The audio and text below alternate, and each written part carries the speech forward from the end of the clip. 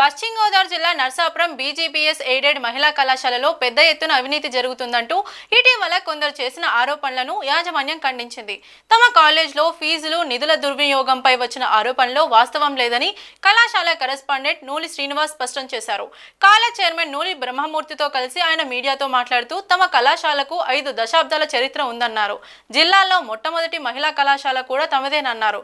2 ఏళ్ల క్రితం కాలేజీ స్థలం విక్రయం కూడా అంతా నిబంధన ప్రకారమే జరిగిందన్నారు.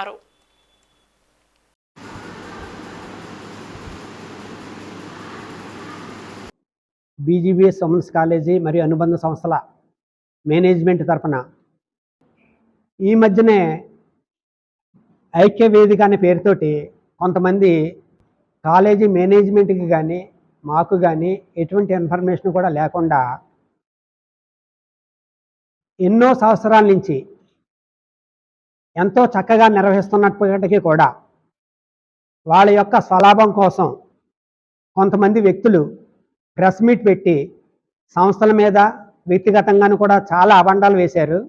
దానికి అన్నిటికీ కూడా సంబంధించి మా కమిటీ తరఫున మీకు మీ ద్వారా అన్ని సాక్ష్యాధారాలతో సహా మీకు అందరికీ తెలియపరచాల్సినటువంటి బాధ్యత మా మీద ఉన్నది. కాబట్టి మేము ఈ రోజున ఇక్కడ సమావేశం ఏర్పాటు చేయడం జరిగింది. కాలేజీ స్థలాలు, సంస్థల స్థలాలు 300 కోట్ల రూపాయలు ఖరీదు చేసేవి అతి తక్కువకి అమ్మేశారు, మోసం చేసేసారు, దొంగ రిజల్యూషన్స్ రాశారు అని చెప్పేసి మెయిన్గా పేపర్లో రావటాలు. అలాగే కొల్లి నాయకర్ అని ఒక ఆయన సెప్టెంబర్లో ఆర్డీఓ గారికి, ముఖ్యమంత్రి గారికి, లోకేష్ గారికి అలాగే ఒక 20 మందికి కంప్లైంట్లు చేయడం జరిగింది. జరిగితే అప్పుడు అక్టోబర్లో ఆర్డీఓ గారు, ఎంఆర్ఓ గారు, ఈఆర్ఓలు అందరూ కలిసి వచ్చి ఒక 3.5 గంటల సేపు వాళ్ళు పెట్టినటువంటి ఎలిగేషన్స్ అన్నిటికీ కూడా మమ్మల్ని అడగటం, మా దగ్గర స్టేట్మెంట్ తీసుకోవడం కూడా జరిగింది. ఇప్పటికి 8 నెలలు అయింది. మీరు ఈ రకమైనటువంటి పొరపాటు చేశారని చెప్పేసి ఏది కూడా ఇప్పటిదాకా మాకేమీ ఇవ్వలేదు. మేము స్థలం అమ్మిన మాట మాత్రం వాస్తవం, 100% వాస్తవం. ఆ స్థలం చెట్టి గారు సమకూర్చినది కాదు. కాలేజీకి 2006 సంవత్సరంలో కొమండూరు వారి వంశీయులు కాలేజీకి సంపూర్ణ దాన విక్రయాధికారాలతో సహా 2006లో వాళ్ళే రిజిస్టర్ చేసి కాలేజీకి ఇచ్చారు. కాలేజీ అభివృద్ధి కోసం అని చెప్పేసి సంపూర్ణ దాన విక్రయాధికారాలతో సహా ఇవ్వడం జరిగింది. 2006లో రిజిస్ట్రేషన్ చేసి ఇచ్చారు మాకు. వారు ఆదాయం ఏ రకంగానూ లేదు. మేనేజ్మెంటే జీతాలు ఇవ్వాల్సి వచ్చే పరిస్థితి, మెంబర్స్గా వచ్చి చేయటం, అట్లాగా 30 మంది దాకా మేము జీతాలు ఇచ్చేవాళ్ళము. జీతాలు ఇచ్చేటువంటి పరిస్థితుల్లో అది కూడా ఒక సేవాభావం అనుకుని ప్రెసిడెంట్ గారి కుటుంబీకులు, ట్రెజరర్ గారి కుటుంబీకులు మేము కూడా పెట్టుబడి పెట్టే కాలేజీని నడుపుకుంటూ వచ్చాము. కాలేజీనే కాకుండా మ్యూజిక్ కాలేజీని, పీజీ కాలేజీని, స్కూల్కి కూడా పెట్టుబడులు పెట్టి నడుపుకుంటూనే వచ్చాము. అది మేము బరువు అనుకోలేదు, లేదంటే కనుక ఏదో ఆశించి కూడా మేము చేయటం కాదు.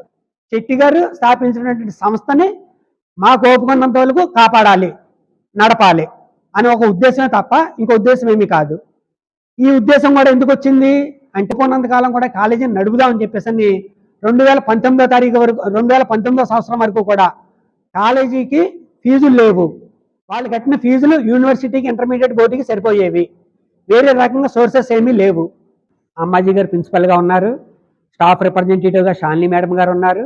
మేమందరం కూడా ఎక్స్ట్రాడినరీ మీటింగ్ పెట్టుకుని మీతో ఎప్పుడెప్పుడే జరిగేటట్టుగా లేదు, కొన్ని ముళ్ళు వేసేస్తున్నారు కొంతమంది మనకి కావాల్సిన వాళ్ళే అని చెప్పేసి కాలేజీ డాక్యుమెంట్స్ అన్నీ కనుక చూస్తే అప్పుడు కొమండూరు వంశీయులు ఇచ్చినటువంటి డాక్యుమెంట్ చెట్టి గారు ఇచ్చింది కాదు, చెట్టి గారు ఉండగా ఇచ్చింది కాదు.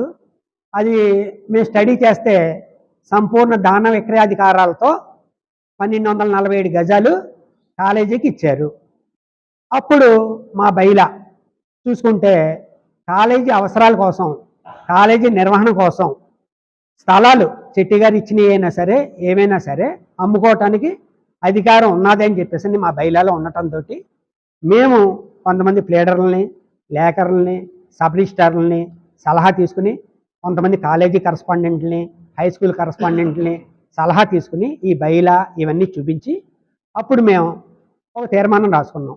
500 గజాలు కానీ 600 గజాలు కానీ కాలేజీ అభివృద్ధి కోసం, ఈ అప్పులు తీర్చడం కోసం అమ్ముదాము అని చెప్పేసి తీర్మానం రాసుకుని అది ఏకగ్రీవంగా గవర్నింగ్ బాడీ మీటింగ్లో ఓకే అయిన తర్వాత 10 రోజులుగా 15 రోజులుగా 2021 సంవత్సరంలో జనరల్ బాడీ మీటింగ్ కాల్ చేసాం. ఆ జనరల్ బాడీ మీటింగ్లో కూడా మెజారిటీ పీపుల్ అందరూ కూడా అప్పుడు దాకా అయినటువంటి ఖర్చులు మేము వాళ్ళకి అందరికీ సబ్మిట్ చేస్తే, మేము ఎన్ని లక్షలు పెట్టుబడి పెట్టామో వాళ్ళకి చూపిస్తే వాళ్ళందరూ కూడా సాటిస్ఫై అయ్యి ఏకాభిప్రాయంతో దానికి అమ్ముకోవడానికి పర్మిషన్ ఇచ్చారు జనరల్ బాడీ మీటింగ్లో. అది అయిన తర్వాత బేరం పెట్టాం.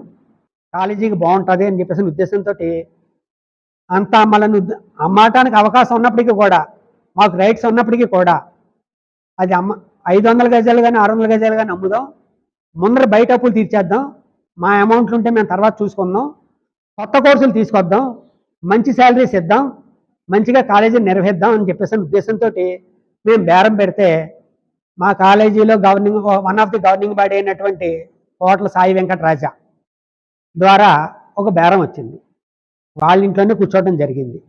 అప్పట్లో రాయపేటలో ఉన్నటువంటి రేట్లు 27,000 28,000 కాడి నుంచి 30,000 32,000 దాకా జరిగేవి బేరాలు. కూడా అంత తక్కువకి మేము అమ్మదలుచుకోవాలా. రాయపేటలో ఏ రేట్ అయితే ఉందో ఆ రేటుగా అమ్మాలి.